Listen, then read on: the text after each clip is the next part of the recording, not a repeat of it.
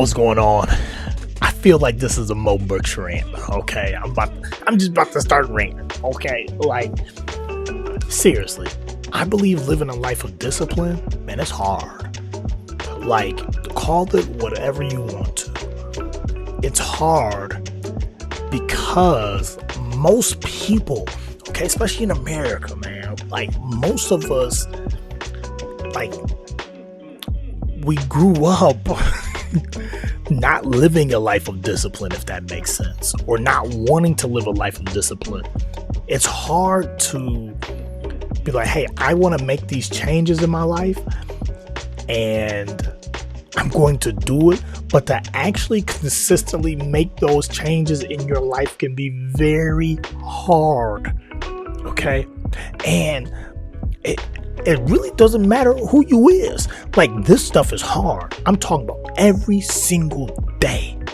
Think about changing your eating habits, your exercise routine, your reading and study life, your prayer life, right?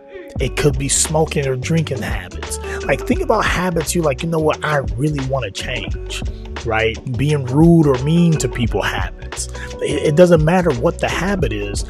It's hard to change the habit. Like, why is it so hard? It's because we have built really a mindset. And this mindset is a mindset of decisions that we make automatically without thinking. And to change that, it takes a lot of energy, focus, intention, purpose, grit, grind. Like, it takes a lot to change that, right? So how in the world, like, can we get discipline? Man, I feel like I want to do a separate video, but I think a lot of times, listen to a lot of motivation, inspiration, a lot of lessons, a lot of self-development, personal development, whatever you want to call it, right, to help you get to your next level.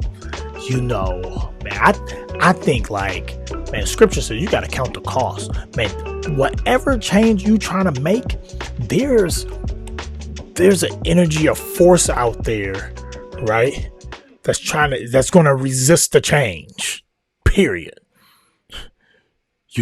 Those who believe in God, like, yep, that's Satan. Those who don't believe in God, like, yep, it's just negative energy. I don't care what you call it. Like, there's something out there that's going to, hinder you, even yourself, from, making the change that you need to make. I really need you to get that through your mind. I need you to understand that concept, because if you go into a fight thinking the fight is going to be easy and it's really hard, you want a lot of trouble. You about to get knocked out. But if you go in knowing it's going to be hard, you start to adjust. You go in with a certain mindset. You go in with a certain thought pattern. Like, I gotta fight this fight. I gotta get in this battle. But guess what? I know it's going to be hard. And this is why I love this. And I just want to read this to you. The Man in the Arena by Teddy Roosevelt. Like, man, just listen to this and I'm done. Because it's going to be hard, right?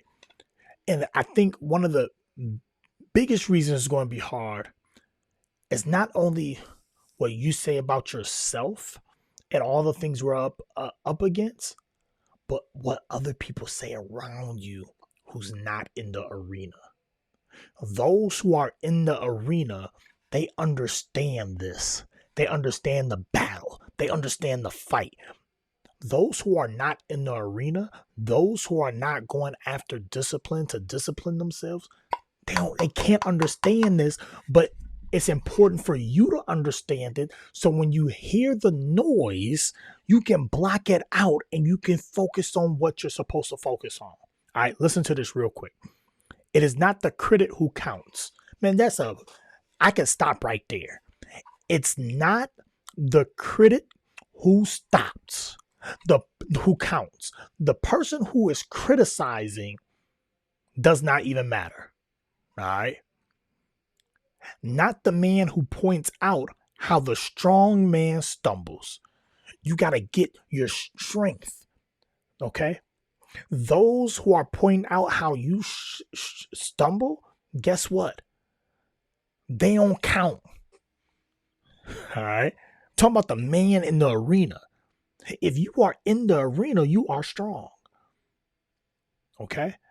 Now remember, this is hard. That's why you need strength. All right? Because discipline is hard.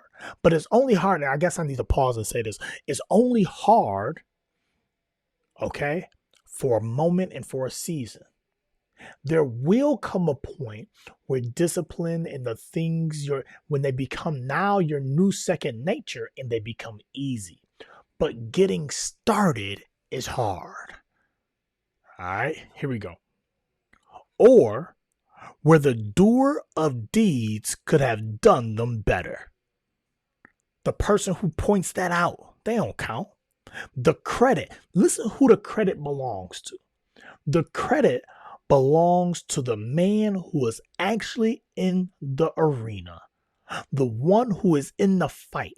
The one who is getting knocked down, but they get back up. The one who is in the arena. That's who the credit belongs to.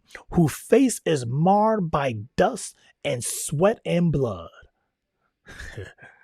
Who strives valiantly. Who errs. They make mistakes. Who comes short again and again. They're in the arena coming short. You failed on your discipline. You failed on your new habit. You got to start all over. You messed up. You missed the mark. You erred. But guess what? The credit belongs to you because you in the arena. Because there is no effort without error and shortcoming. That means if you never fail short, if you always hit the mark, you ain't putting in no effort.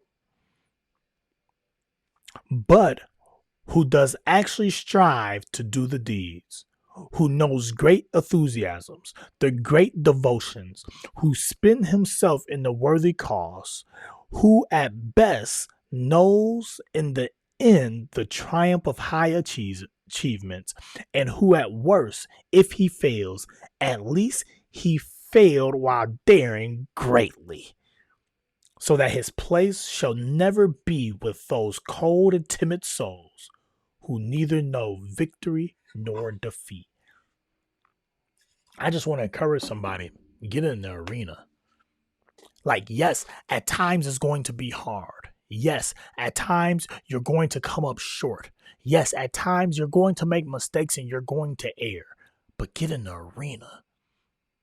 Yeah, your face is going to be marred with sweat, with blood, with tears, with dust.